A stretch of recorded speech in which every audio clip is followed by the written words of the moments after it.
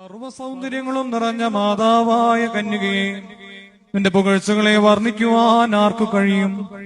നിന്നിൽ നിന്ന് ജനിച്ച ഞങ്ങൾ രക്ഷിതാവായ മസിഹ തന്റെ രക്ഷാകരമായ മനുഷ്യാവതാരത്താൽ പാപാന്തകാരത്തെയും വിനാശകരമായ മാർഗഭ്രംശത്തെയും ഞങ്ങളിൽ നിന്ന് നീക്കിക്കളഞ്ഞു. ആകയാൽ ജീവന്റെ ഉറവിടവും രക്ഷാപ്രഭാവവും അനുഗ്രഹീത വയലും സ്വർഗത്തിലേക്ക് കയറ്റുന്ന ഗോവണിയുമായി നിന്നെ ഞങ്ങൾ അറിയുന്നു. ഞങ്ങൾ വിസ്മയഭരിതരായി ഇപ്രകാരം കീർത്തിച്ചു പറയുന്നു: മാലാകമാരുടെ നാഥൻ അധിവസിച്ചതായ ജഡീകരഥമേ, നീ ഭാഗ്യവതിയാകുന്നു.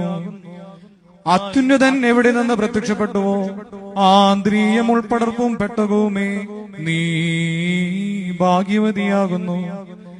കൃപ നിറഞ്ഞവളെ, നിന്റെ പ്രാർത്ഥനയാ നിന്റെ ഏകജാതം ഞങ്ങളുടെ പാപങ്ങൾക്ക് പരിഹാരമുണ്ടാക്കുകയും ദയവോടെ ഞങ്ങളുടെ കുറ്റങ്ങൾ മായ്ച്ചു കളയുകയും ചെയ്യണമേ.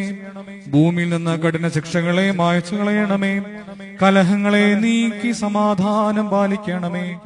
ക്ഷാമങ്ങളെയും വസന്തങ്ങളെയും പൈശാചികമായ എല്ലാ ഉപദ്രവങ്ങളെയും ഞങ്ങളിൽ നിന്ന് വിരോധിക്കണമേ. ബലഹീനരായ ഞങ്ങളോട് കരുണ ചെയ്യണമേ. ഞങ്ങളുടെ ഞെരുക്കങ്ങളെ ഇല്ലാതാക്കണമേ. ഞങ്ങളുടെ പരേതര യെരൂശലേം ഭവനങ്ങൾക്കും അബ്രഹാമ്യ മടികൾക്കും യോഗ്യരാക്കണമേ.